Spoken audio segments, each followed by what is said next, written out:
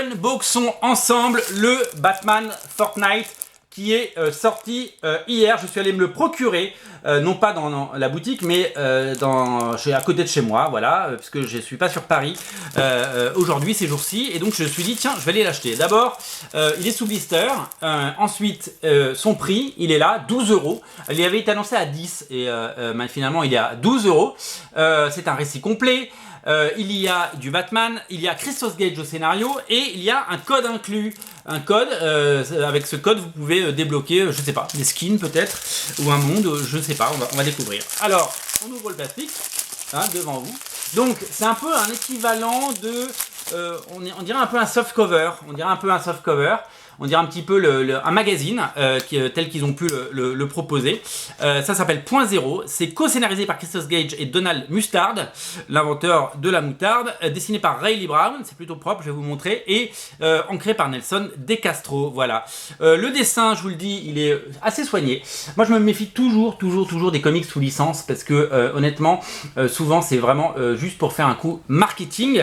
Mais là, ils ont fait appel à Christos Gage qu'on a beaucoup vu sur Spider-Man et à un dessinateur qui, ma foi, sait dessiner. Ils ont raconté une vraie histoire.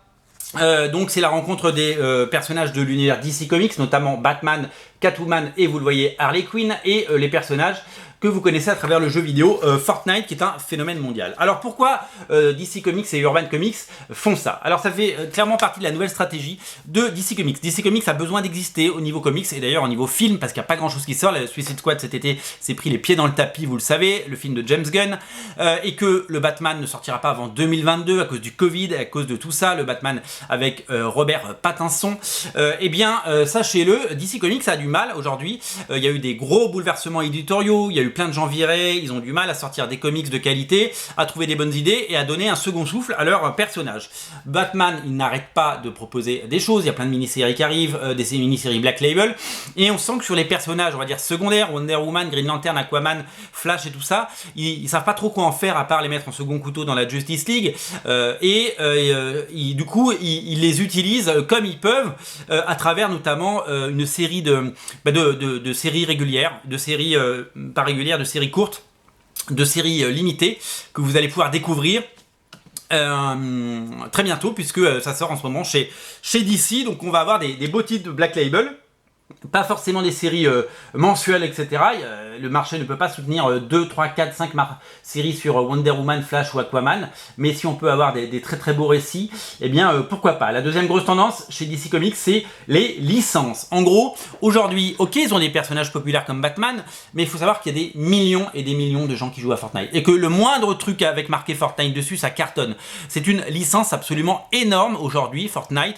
Les jouets, les figurines, les stylos, tout, ça cartonne, les cahiers, les cartables pour la rentrée scolaire. Fortnite, ça cartonne, ça fait partie de ces licences qui durent et qui recrutent. Donc du coup, quoi de plus évident pour DC Comics de associer le succès de Fortnite et Batman. Alors peut-être que vous ne serez pas client, peut-être que des plus jeunes lecteurs seront clients de ce comics. En tout cas, il existe, et en tout cas peut-être qu'il va faire découvrir à des nouvelles générations qui n'ont pas accès à Batman à travers le cinéma. Il faut dire que les films de Nolan ou le prochain qui arrive n'ont pas tout à fait l'air d'être fait pour les enfants. À partir de là, si vous voulez, si on peut faire découvrir Batman, Harley Quinn et Catwoman à une nouvelle génération de lecteurs, et pourquoi pas, voilà, pourquoi pas. Donc surtout que, alors je l'ai pas encore lu, hein, parce que comme vous voyez, je l'ai sorti de son blister, je ne l'ai pas encore lu, mais je peux vous dire que c'est plutôt bien dessiné, et ça donne assez envie de le lire. Moi, je vais surtout le mettre entre les mains de mon fils, qui a 10 ans, qui va avoir 11 ans, très prochainement, et parce que je pense que ça peut lui plaire. Il joue pas à Fortnite parce qu'il n'est pas encore tombé dedans, et que je repousse ce moment-là, et qu'il joue à plein d'autres jeux sur Switch, et qu'il se régale, et tant mieux, parce que les jeux vidéo, c'est fait pour prendre du plaisir, mais il est très demandeur, donc je pense que ça peut être un bon point d'accès que de lui proposer ça. Voilà, c'est à découvrir sur originalcomics.fr, en boutique à Paris, au 49 rue Lacépède. Le lien est dans le descriptif de la vidéo. 12 €, tentez l'expérience Batman Fortnite. Voilà, je pense que ça peut être assez intéressant. Salut!